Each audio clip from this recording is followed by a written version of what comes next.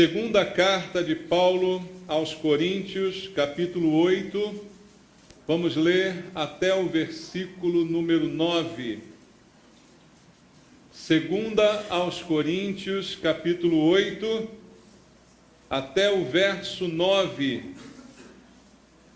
A palavra de Deus diz: também, irmãos, vos fazemos conhecer a graça de Deus concedida às igrejas da Macedônia, porque no meio de muita prova de tribulação manifestaram abundância de alegria, e a profunda pobreza deles superabundou em grande riqueza da sua generosidade.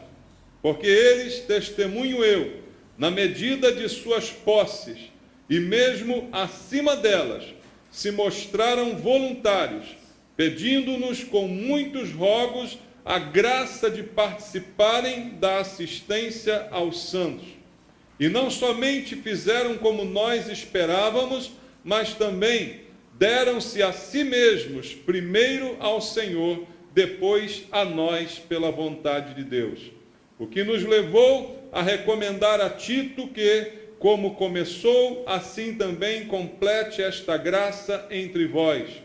Como, porém, em tudo manifestais superabundância, tanto na fé e na palavra, como no saber, e em todo cuidado, e em nosso amor para convosco. Assim também abundeis nesta graça. Não vos falo na forma de mandamento, mas para provar, pela diligência de outros, a sinceridade do vosso amor. Pois conheceis a graça de nosso Senhor Jesus Cristo, que sendo rico, se fez pobre por amor de vós, para que pela sua pobreza vos tornasseis ricos. Amém. Obrigado, Jesus, pela tua palavra, pelo que o Senhor deixou para nós registrado, para o nosso ensino, para o nosso progresso, para a transformação da nossa vida, o alimento sólido que precisamos para nos fortalecer espiritualmente. Ele está na tua palavra. E nós tivemos o privilégio de ler a tua palavra nesta hora. E agora te pedimos entendimento sobre aquilo que lemos, que o Espírito Santo venha ministrar ao nosso coração, de maneira que possamos ser cheios da tua palavra, Pai, e recebermos o conhecimento necessário para vivermos de acordo com a tua vontade. Fala ao nosso coração, te pedimos, Senhor. Entregamos nossa vida a ti, abrimos os nossos corações para receber e ouvir a tua voz esta manhã. E eu entrego minha vida em tuas mãos, clamando pela unção do Espírito Santo, para que debaixo deste poder eu possa ministrar a tua palavra de acordo com a tua vontade, e esta palavra chegue aos nossos corações. Esta é a oração que faço com os irmãos, em nome de Jesus. Amém. Graças a Deus. Podem sentar, irmãos. Amados, o apóstolo Paulo está falando à igreja em Corinto e requerendo deles uma doação para igrejas, para irmãos que estavam passando por dificuldades. E o apóstolo Paulo escreve a carta aos Coríntios e, entre outros assuntos, ele aborda esta contribuição que ele estava requerendo da igreja. No versículo 9, que foi o último que nós lemos aqui, ele diz: pois conheceis a graça de nosso Senhor Jesus Cristo, que sendo rico, se fez pobre por amor de vós, para que pela sua pobreza vos tornasseis ricos.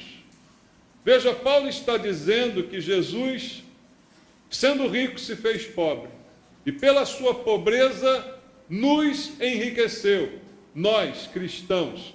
E Paulo está dizendo que nós nos tornamos ricos. Que coisa interessante, nós somos ricos, diz a palavra de Deus. Você acredita nisso, irmãos? Paulo está dizendo, Deus está falando, que Jesus nos enriqueceu. Isso aqui é um prato cheio para a teologia da prosperidade. O que você acha? Não é? É um prato cheio, olha só, está na Bíblia dizendo que o crente tem que ser rico. Não está dizendo que o crente tem que ser rico. Está dizendo que Cristo, ao morrer, já nos enriqueceu. Já somos ricos por causa de Cristo, independente de dinheiro. Somos ricos por Cristo. Ele nos enriqueceu ao se esvaziar e se dar por cada um de nós. Então é uma riqueza da qual Paulo está falando que não depende de dinheiro. É uma riqueza na qual eu e você nos incluímos, independente da nossa condição financeira. Somos ricos. Porque a riqueza de um cristão não depende do que ele tem, mas depende do que ele é. Se você é cristão, você é rico. Independente de você ter dinheiro ou não. Ah, pastor, mas eu estou numa dureza que só a graça. Mas você é rico, meu amado. Você é rico da graça de Deus. A graça foi concedida a você sem nenhum merecimento da sua parte. Você é rico porque Deus foi misericordioso para contigo. Você é rico porque Deus te deu um tesouro que está no céu. Então isso independe da nossa condição financeira, independe da nossa conta bancária. É a realidade que Paulo está aqui descrevendo para nós. E é interessante que Paulo está escrevendo esta carta à igreja em Corinto, que era considerada como uma igreja rica. Uma igreja que tinha boa condição financeira, porque os seus membros tinham boa condição financeira, numa cidade rica, abastada, próspera, e Paulo está escrevendo esta verdade para eles, para lembrar que a riqueza mais importante não é aquela que temos na forma de bens ou ajuntada numa conta bancária, mas é esta que nos foi dada por Deus. Então, apesar dessa riqueza material daquela igreja, quando você lê as duas cartas que Paulo direcionou àquela igreja, você vê que era uma igreja cheia de problemas. Veja, era rica, mas tinha muitos problemas na igreja. Foram nas duas cartas que Paulo escreveu a Corinto que ele mais chamou a atenção de problemas na igreja. São as cartas em que Paulo mais enfatiza isso. Veja, apesar da riqueza e da prosperidade material, a igreja tinha problemas espirituais. É uma das igrejas mais repreendidas pelo apóstolo Paulo. E aqui, nesta parte da segunda carta, Paulo está incentivando aquela igreja a contribuir para o sustento de uma igreja muito mais pobre, de irmãos muito mais necessitados, que estavam naquele momento em Jerusalém e na Judéia. Então, Paulo inicia uma campanha, entre aspas, de contribuição em todas as igrejas por onde ele passou, todas as igrejas que ele abriu, para arrecadar nestas igrejas, para o sustento da igreja em Jerusalém, na Judéia, que estava sofrendo perseguição, que estava sofrendo com a perseguição do Estado romano de uma forma muito maior, uma igreja que estava passando muitas necessidades. E Paulo, então, inicia essa campanha de arrecadação em várias igrejas. E aqui, no momento que a gente leu, ele está explicando à igreja em Corinto por que eles deveriam contribuir nessa campanha. Veja, a igreja em Judeia, em Jerusalém, estava em guerra, estava em fome, estava em perseguição. E Paulo, ele não está pedindo àquelas igrejas que fizessem uma caridade. É importante observar as palavras que Paulo usa aqui, para que a gente entenda qual deve ser a nossa motivação para a contribuição. Quando Paulo explica o porquê a igreja em Corinto deveria ajudar a igreja em Jerusalém, ele não está apelando por uma caridade, no sentido que nós conhecemos. Coitadinhos deles, eu vou dar alguma coisa. Deixa eu ver se tem alguma coisa aqui sobrando. Eu vou dar, porque, coitado, tocou meu coração. Veja, Paulo não está apelando para esse tipo de caridade que nós estamos acostumados. Paulo vai dizer aqui que esta assistência aos santos, é assim que ele chama, o termo bíblico que nós lemos aqui é assistência aos santos. Dessa forma, Paulo se dirige aqui à igreja, incluía o sustento da igreja, incluía o sustento dos líderes da igreja. É disso que Paulo está falando. Ele não está falando de uma caridade, porque coitadinhos estão em dificuldade. Ele está ensinando à igreja o que deve motivar a nossa contribuição. Veja, no versículo 4, ele diz: pedindo-nos com muitos rogos a graça de participarem da assistência aos santos. Aqui o termo que ele usa. Ele disse que algumas igrejas insistiram, pediram, que queriam ter a graça de participar, a oportunidade de participar. Veja, a igreja pedia por essa oportunidade. Participar de quê? Da assistência aos santos. Não na forma de peninha ou de caridade. Isso fala da nossa motivação para fazer as coisas.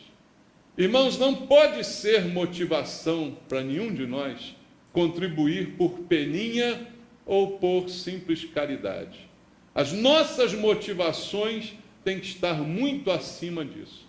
As nossas motivações têm que estar vinculadas ao nosso entendimento do que é a igreja do Senhor e do que é a assistência aos santos, como Paulo está aqui falando.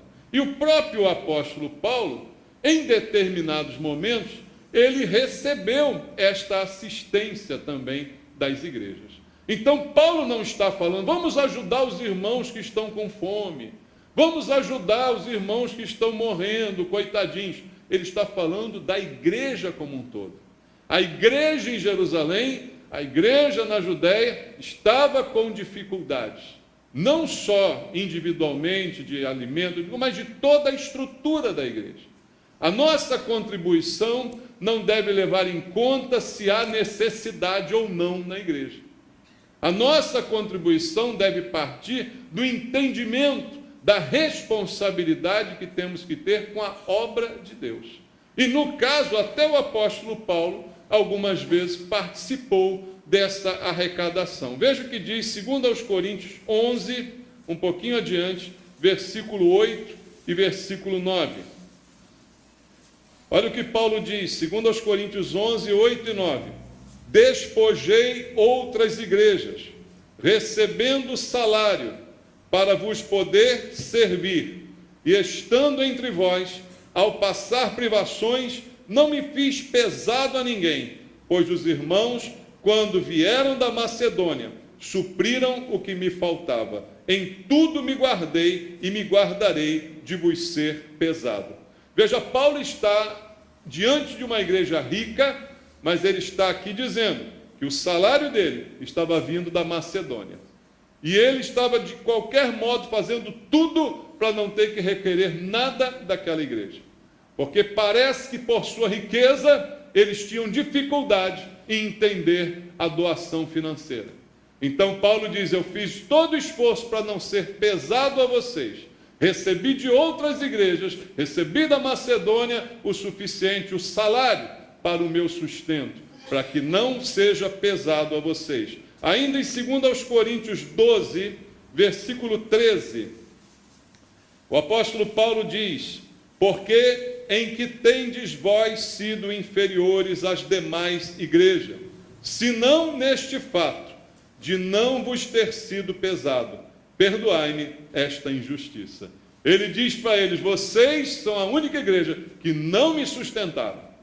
O meu sustento veio das outras igrejas, porque tinha que falar com eles a respeito do que é o entendimento, do que é dar, do que é ofertar, e a oportunidade que estava diante daquela igreja de participar desta graça, de prover a assistência aos santos. Então, para convencer a igreja em Corinto, o apóstolo Paulo usa nesse capítulo 9, que nós lemos aqui no início, vamos voltar a ele, capítulo 8, perdão, ele usa aqui de alguns exemplos para mostrar para eles o que significa essa contribuição e essa assistência aos santos.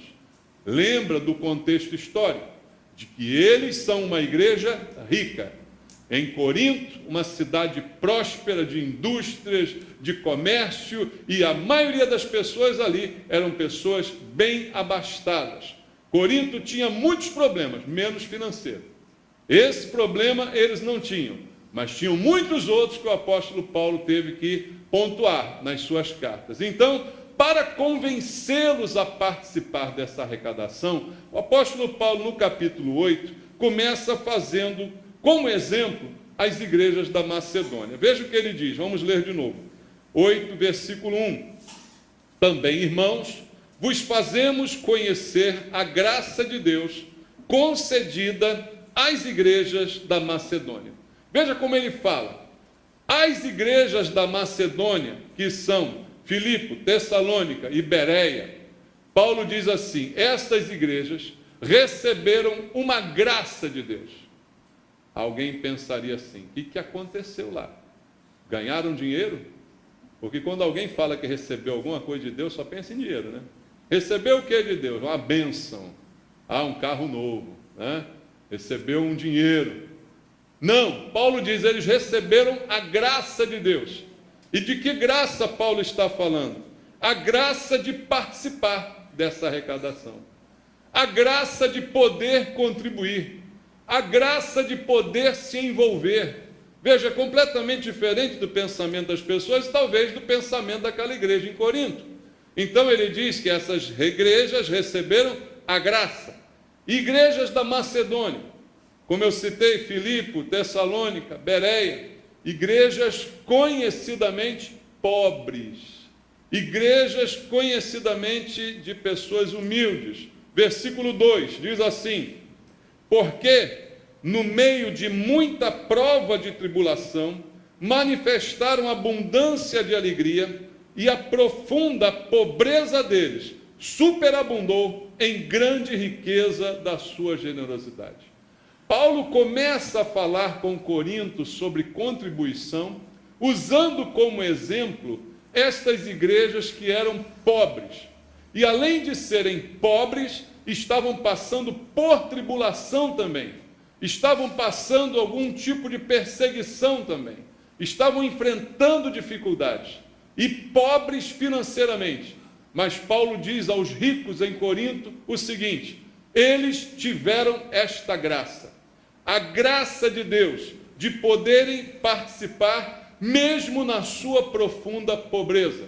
Para os adeptos da teologia da prosperidade, expliquem-me este texto.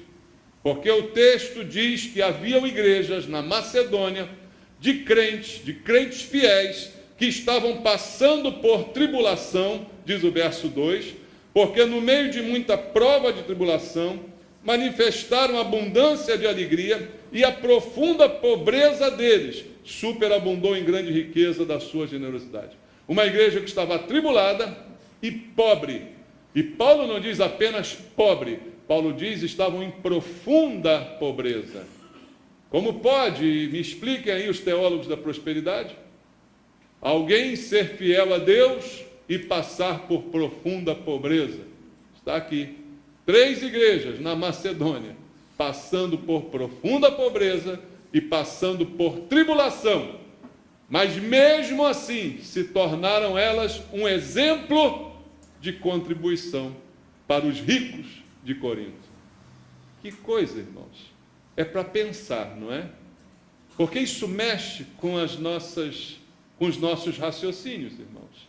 Paulo diz no versículo 2 que a profunda pobreza deles superabundou em grande riqueza da sua generosidade.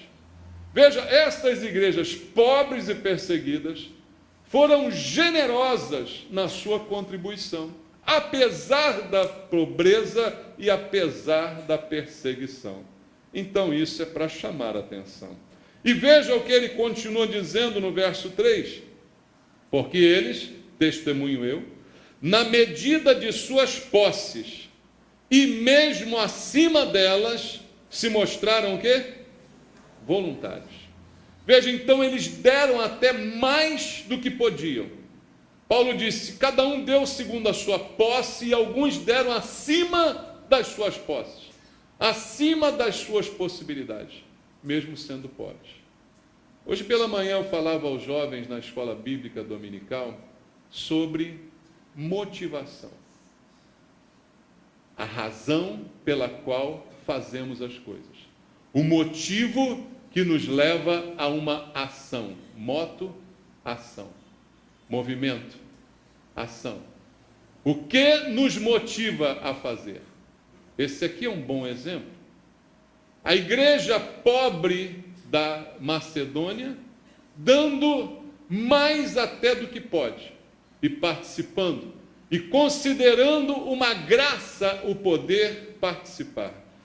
E veja o verso 4, ainda diz mais, pedindo-nos com muitos rogos a graça de participarem da assistência dos santos.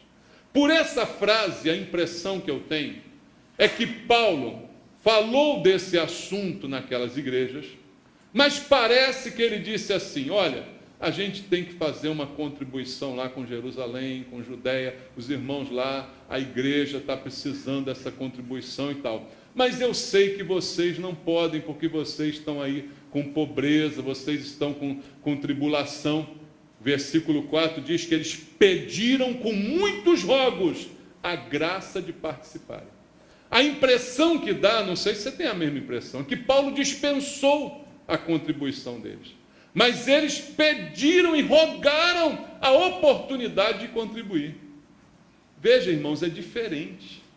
Hoje, às vezes, eu vejo pastores fazendo tudo para sugar as pessoas, né?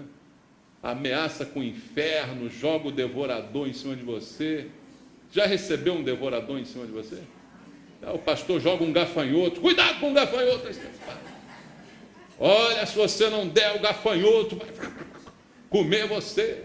E fica aquela coisa, aquela ameaça.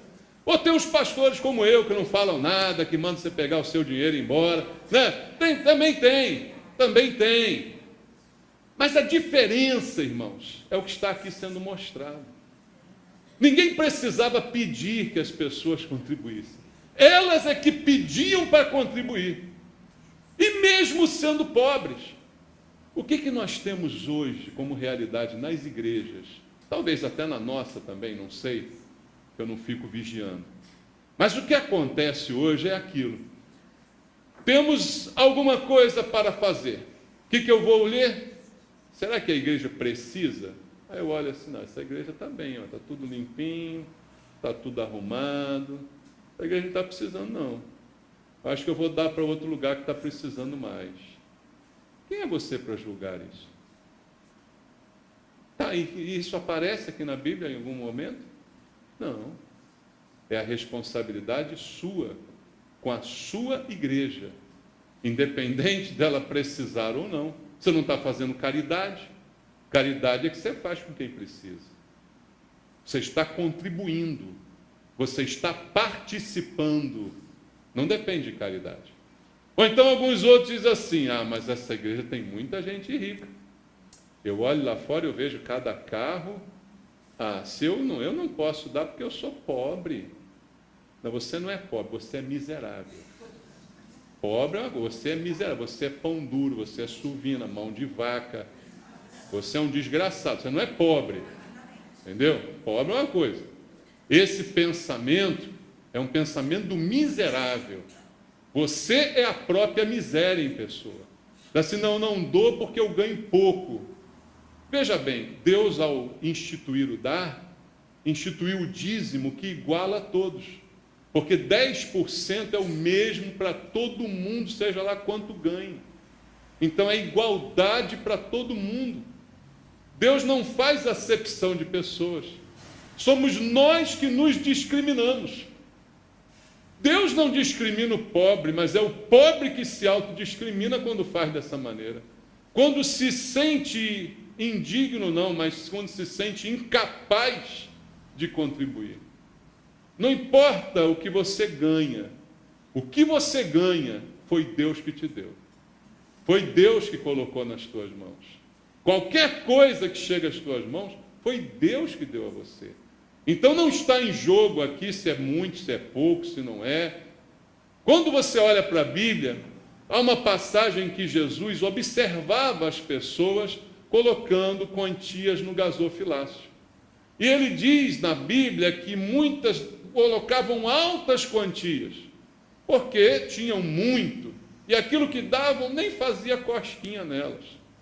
Mas Jesus observou uma única mulher, uma viúva, que deu tudo o que ela tinha, moedinhas, quase nada.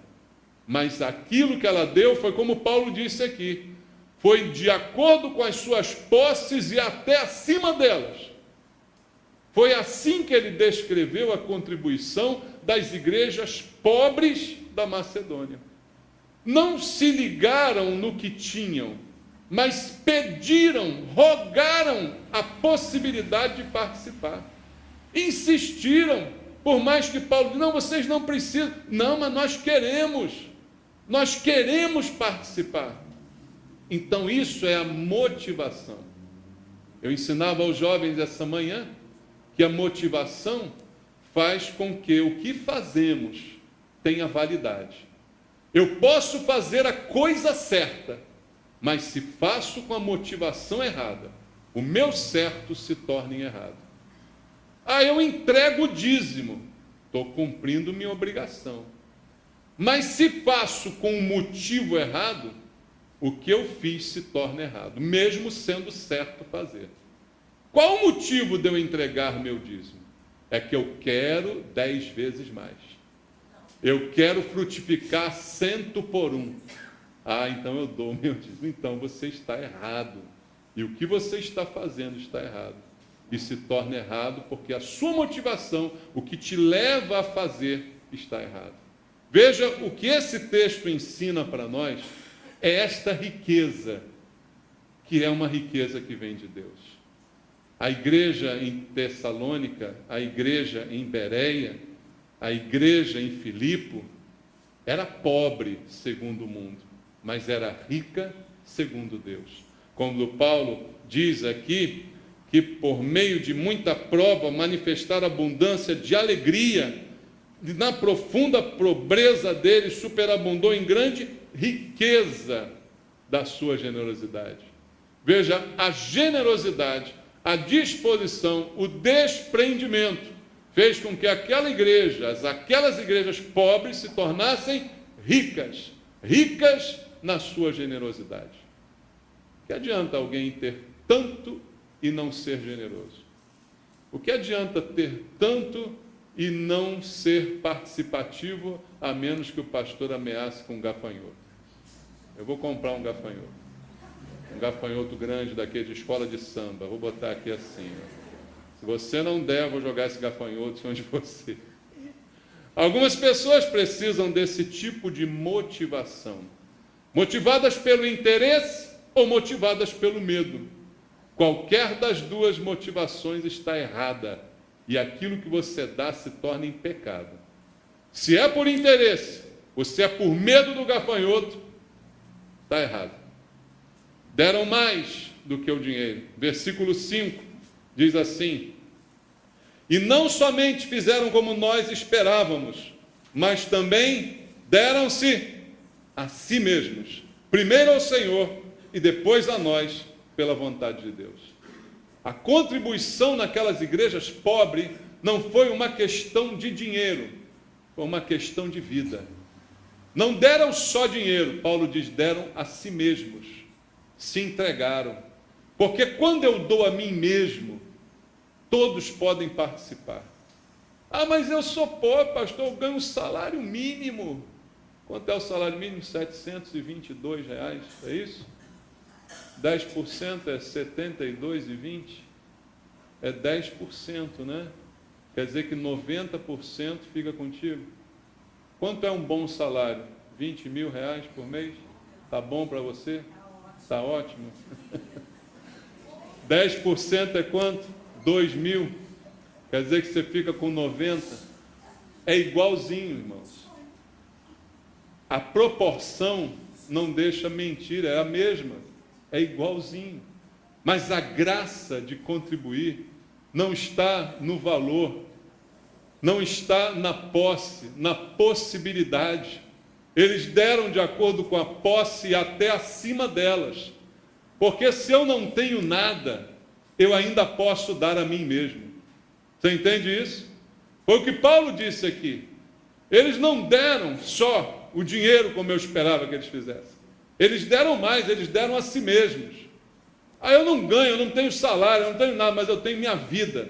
Eu dou minha vida para Deus. E a vida é problema, porque não dá para dar só 10%, né? A vida é um problema. Ou você dá tudo ou não dá nada, né? Então eles se deram a si mesmos, irmãos. O que esse texto está falando é de motivação. Eu não estou pregando essa mensagem para esperar arrecadações maiores na igreja. Eu estou pregando essa mensagem para que Deus coloque em nós esse espírito, entende? Essa motivação, essa verdade, contra todo engano que tem sido ensinado por aí, contra toda corrupção que nós temos visto por aí, não só na igreja, na política, em todas as áreas. Há corrupção, porque há motivação errada com relação ao dinheiro. Qual a razão de haver corrupção? A razão é motivação errada com relação ao dinheiro. E a Bíblia nos ensina para não nos deixar no engano. Então, Paulo, depois dessa introdução, fala para eles desse bom exemplo. Aí, então, ele entra no assunto com eles. Versículo 6. O que nos levou a recomendar a Tito que, como começou, assim também complete esta graça entre vós. Como é que Paulo é inteligente, né, irmãos? Ele dá o exemplo e diz assim: por isso eu pedi a Tito para também ir aí e falar desse assunto com vocês. Como, porém, em tudo manifestais superabundância, tanto na fé e na palavra como no saber, e em todo cuidado, em nosso amor para convosco, assim também abundeis nesta graça. Paulo está sugerindo a eles que também sejam abundantes nessa graça, favor imerecido de participar. Você não merece participar. Entenda? Nós não merecemos participar do sustento da igreja. Deus nos concede a graça de participar. Não vos falo na forma de mandamento, mas para provar, pela diligência de outros, a sinceridade do vosso amor. A motivação prova a sinceridade do amor que dizemos ter.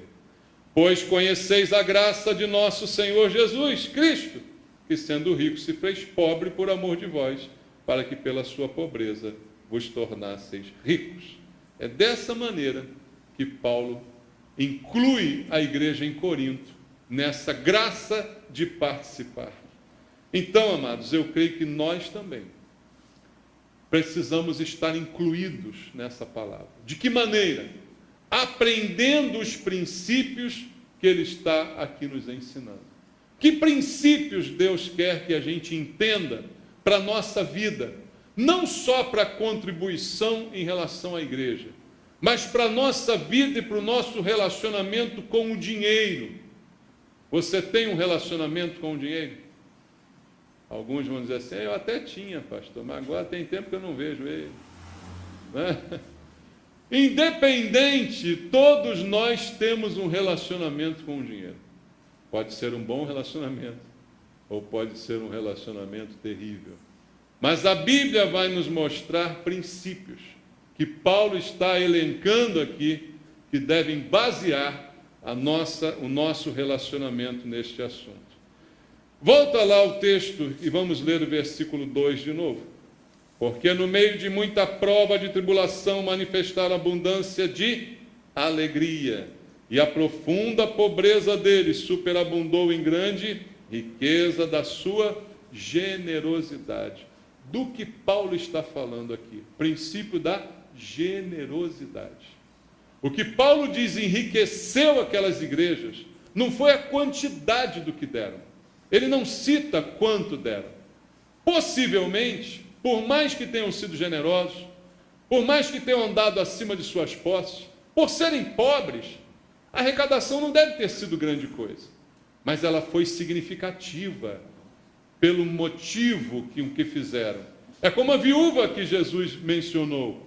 Suas moedinhas não fizeram diferença no templo, mas Jesus disse, ela deu mais do que todos os outros, porque todos os outros deram do que estava sobrando. Então esta viúva deu mais do que todos os outros. O que ele está falando é de generosidade, que deve governar a nossa vida em relação a este assunto, irmãos. Ricos eles eram, ricos de generosidade. Por isso Jesus nos fez ricos, independente, como eu disse aqui no início da mensagem, do dinheiro que está na nossa carteira. Porque se você é uma pessoa generosa, mesmo sendo pobre, você é rica. E nós costumamos observar isso. Quando você visita a casa do pobre, ele sempre te oferece alguma coisa, não é? Um cafezinho, um bolo. Lá na casa do rico, às vezes te oferece a porta de saída, né? Claro que tem exceções, né? Tem como também tem pobre que é sovina, que é terrível. Mas se tornou um lugar comum esse tipo de situação. Porque não depende da condição, mas depende da generosidade, depende da graça, entende? Essa generosidade é um fruto, é um produto da graça de Deus.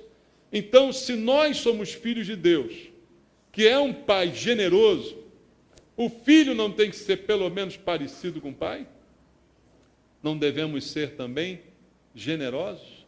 Essa é a questão levantada pelo apóstolo Paulo. Deus é tão generoso que ele tinha um monte de filho, né? Aí deu um para nós. É isso que a Bíblia diz? Deus tinha quantos filhos? Um. E o único que tinha, ele deu. Isso é generosidade. Não deu porque tinha sobrando, mas deu o único. Você entende o que é generosidade? Não é dar o que está sobrando, mas é dar até aquilo que é único. É o desejo de compartilhar.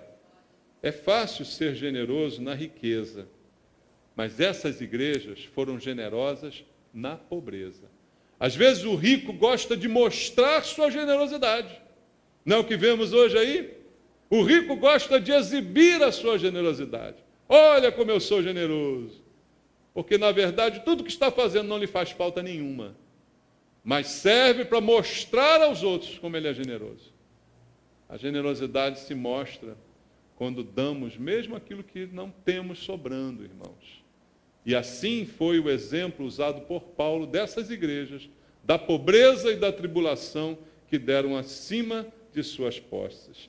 Outra lição que esse texto me dá e que nos torna ricos está no versículo 3. Porque eles, testemunho eu, na medida de suas posses, mesmo acima delas, se mostraram o quê? Voluntários. Esse princípio do voluntariado é a nossa motivação. A contribuição deve ser voluntária. Ela não deve ser forçada. Ela não deve ser exigida. Ela não deve ser cobrada. É uma responsabilidade que nós temos que ter intrínseca dentro de nós, de maneira que não me seja preciso que alguém me lembre aquilo que eu tenho que fazer. Alguém tem que te lembrar as tuas obrigações diárias, as coisas que você sabe que tem que fazer? Não, ninguém precisa lembrar e você faz. Isso é o voluntariado, a contribuição deve ser dessa maneira.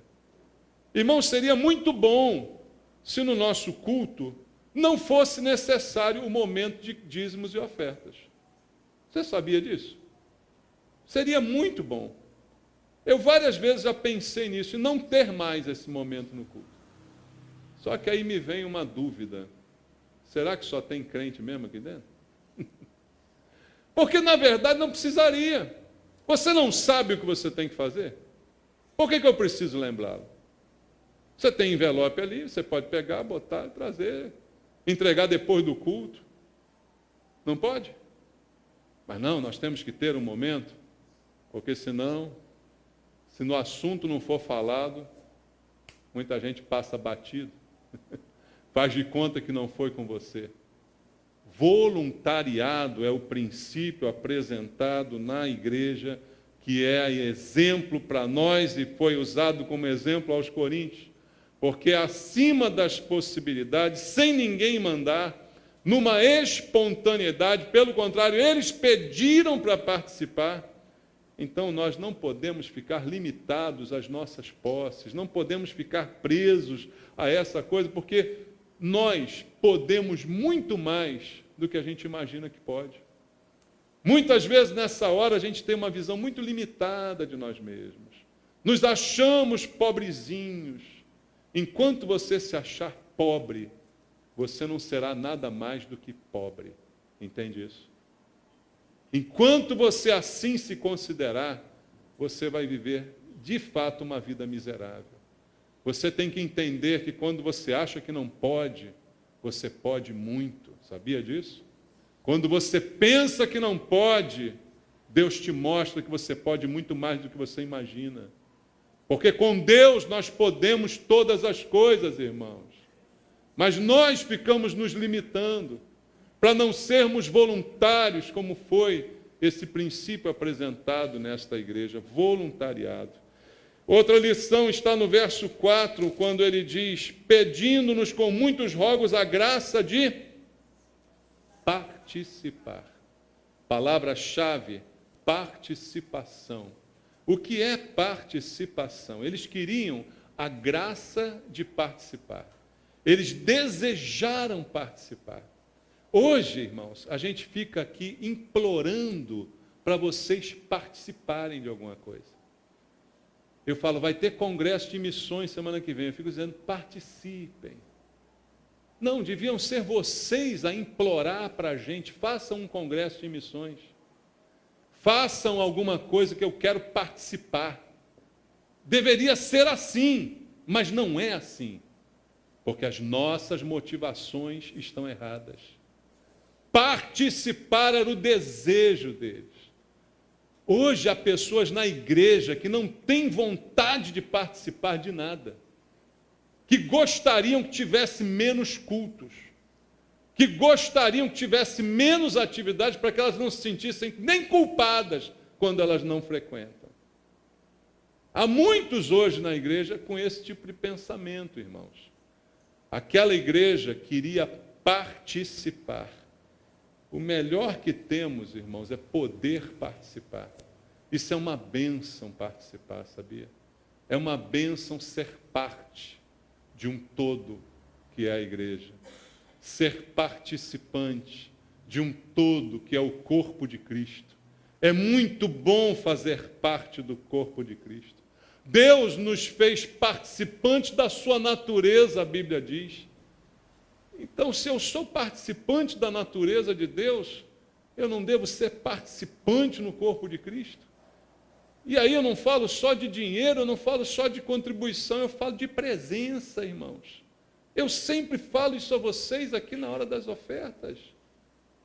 Não é questão de dar, é questão de participar. É muito fácil eu dar e ir embora.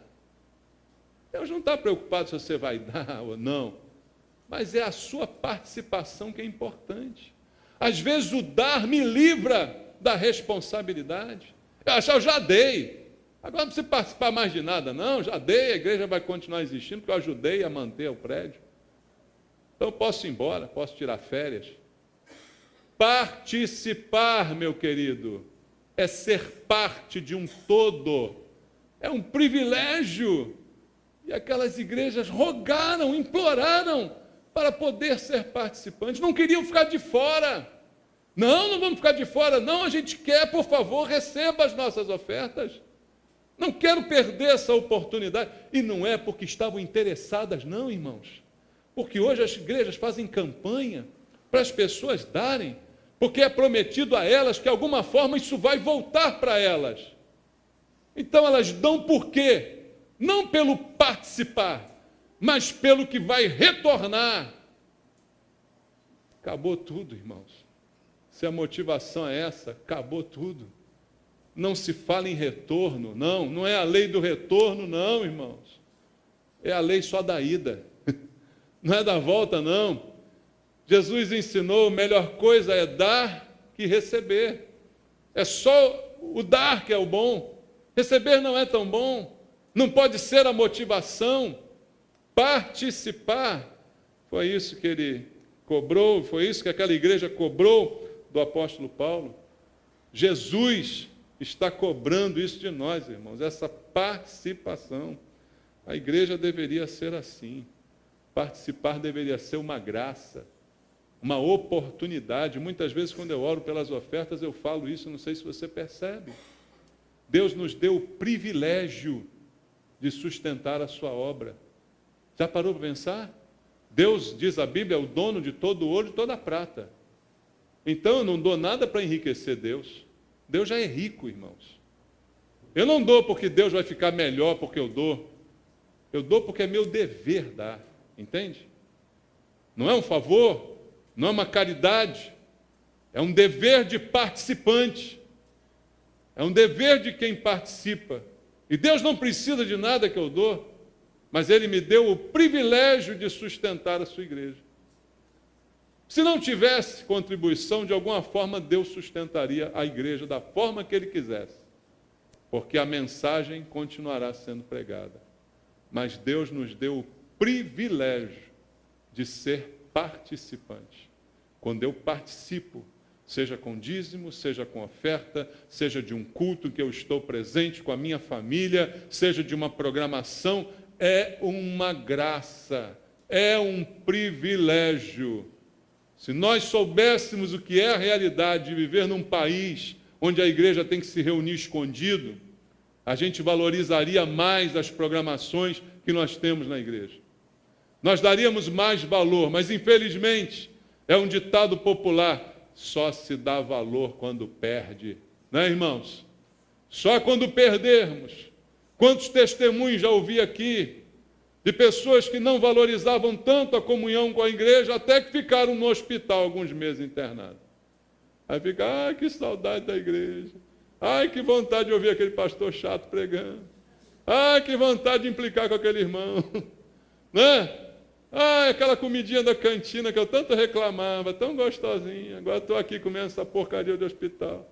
Não é assim que funciona, irmãos? A gente só dá valor quando perde. Tenha a graça de participar. Tenha a graça de contribuir.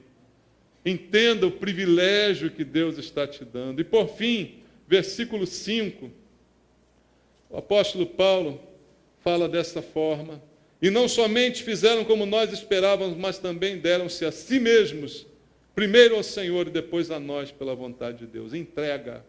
Deram-se a si mesmos. Entregaram, se deram, antes do seu dinheiro. Eu sempre digo aqui isso. Deus quer o seu coração. Eu posso dar dinheiro e não ter o coração na obra de Deus. Eu posso dar dinheiro por medo de que o dinheiro venha a faltar. Posso dar dinheiro porque Deus prometeu que vai repreender o devorador. Eu posso dar dinheiro por N razões que não envolvam o meu coração. Então é para pensar, meu amado.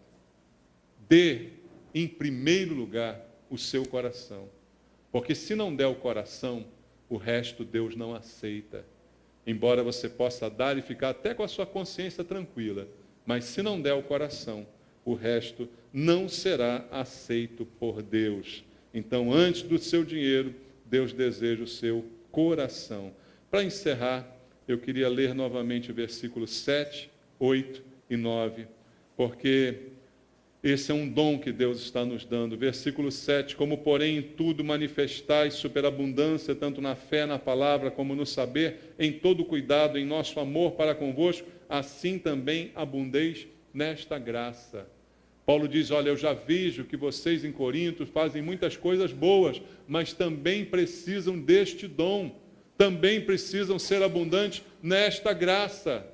Isso Paulo está requerendo deles. Então, se nós temos muitos dons, devemos ter este também, de participar, de contribuir. É um dom que Deus está também nos dando. No verso 8, não vos falo na forma de mandamento, mas para provar, pela diligência de outros, a sinceridade do vosso amor. Veja, não é um mandamento, não é uma questão de mandamento. É uma questão de coração, é uma questão de sinceridade do amor. O amor pode ser declarado, mas ele precisa ser vivido. E a sinceridade do amor, ela é provada por isso. Não é uma questão de mandamento. Paulo está esclarecendo isso para nós. E por fim, ele dá o versículo que é o tema dessa mensagem.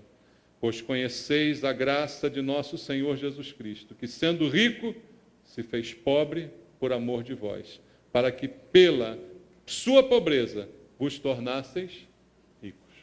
Pela pobreza de Cristo, nós nos tornamos ricos.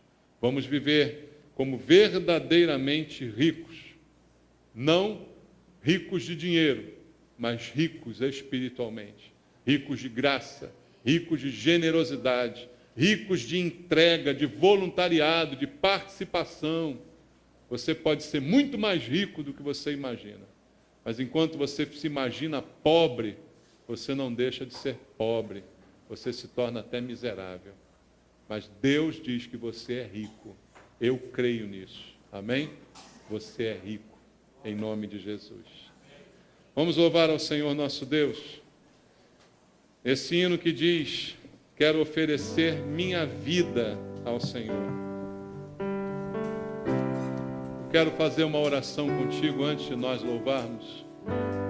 Senhor, em nome de Jesus, eu te peço, ó Deus, que essas palavras que ouvimos esta manhã possam mudar a nossa motivação, possam mudar a razão pela qual fazemos as coisas.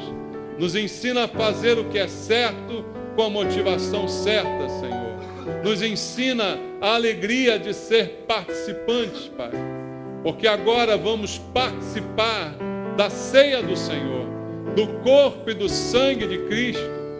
Pai Santo, até isso há alguns que já não mais valorizam, Pai. Mas nós somos participantes, meu Deus. Participantes do Teu corpo e do Teu sangue. E o Senhor mesmo disse: quem não comer o meu corpo, quem não beber o meu sangue, não é digno de mim.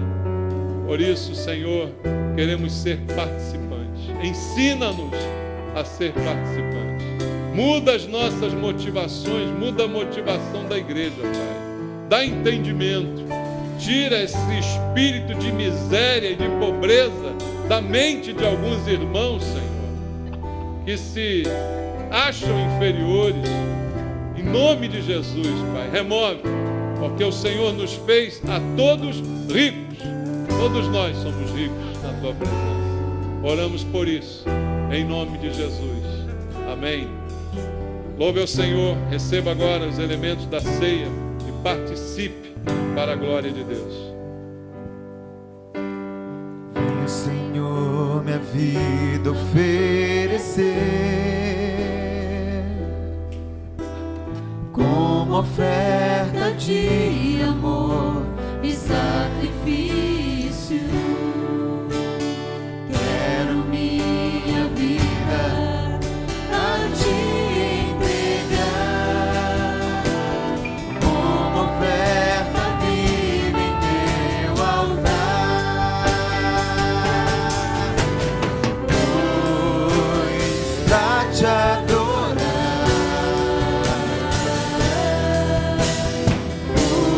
foi que eu nasci.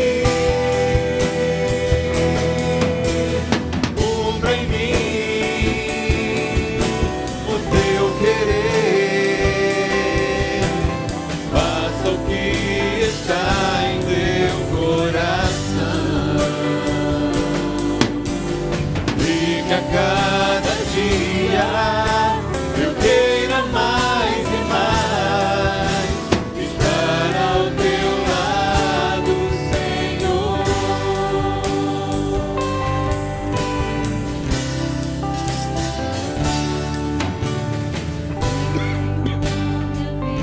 Oferecer como oferta de amor e sacrifício. Quero minha vida a te entregar como oferta viva em teu altar.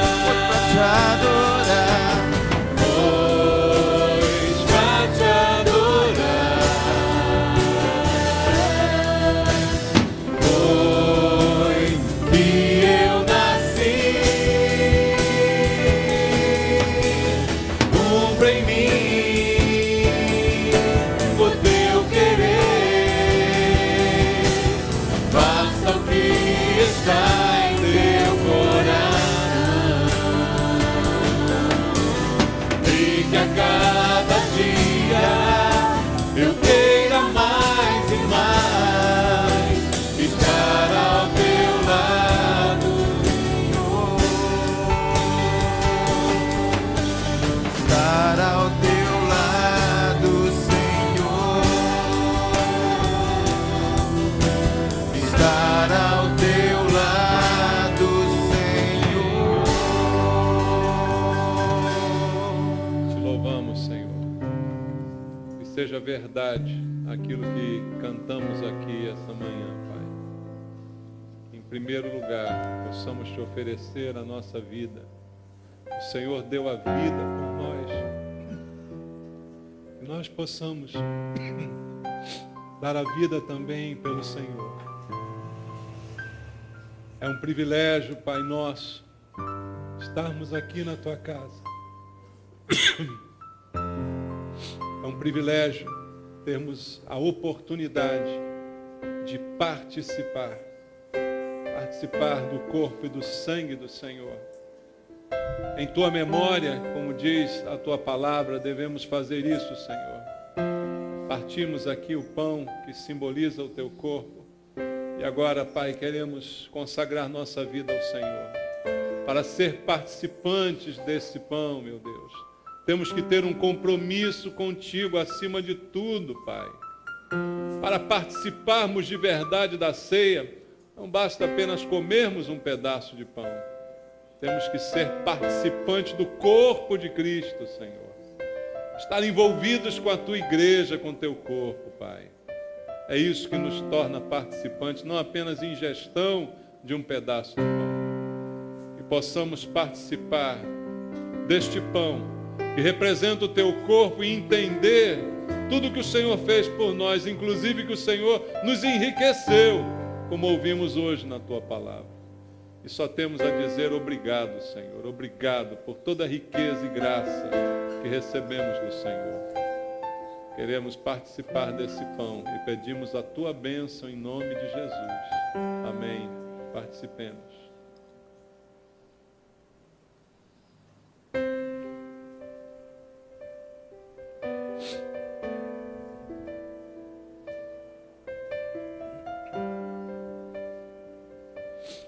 Este cálice é o cálice da nova aliança, feita através do sangue de Jesus. Queremos também participar dessa aliança. Queremos ter uma aliança uns com os outros na igreja. Queremos participar dessa aliança com Deus, debaixo do sangue de Jesus. Pai Santo, perdoa os nossos pecados, Pai. Perdoa as nossas falhas, meu Deus, para que possamos participar dignamente. Examinamos o nosso coração, meu Deus. E o Senhor conhece o nosso interior, as nossas falhas, aquilo que ninguém sabe, o Senhor sabe, Pai. Por isso, tem misericórdia de nós, continua falando conosco, mudando, transformando a nossa vida, Pai, para que possamos realmente participar deste cálice. Precisamos ser participantes da igreja, do corpo de Cristo. Fala conosco, Deus, em nome de Jesus. Amém. Participemos.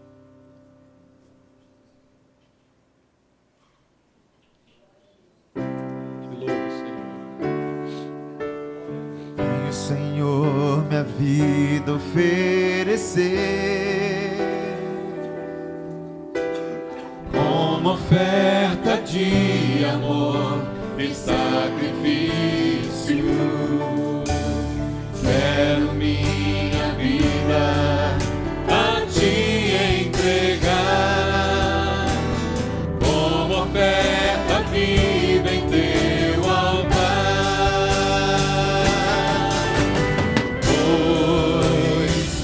Te adorar, foi que eu nasci. Cumpre em mim o teu querer, faça o que está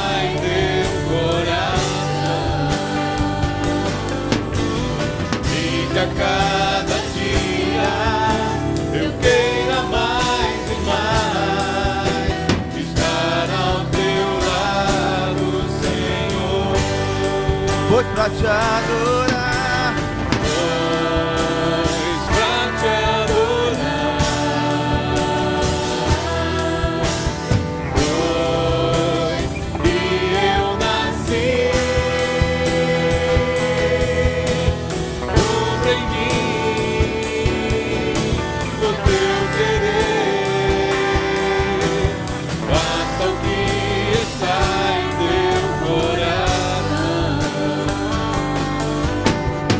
e que a cada dia eu queira mais e mais estar ao teu lado, estar ao teu lado, estar ao teu lado, Senhor. Obrigado, Jesus. Dá-nos a graça de participar, Senhor. Louvado seja Deus. Amém.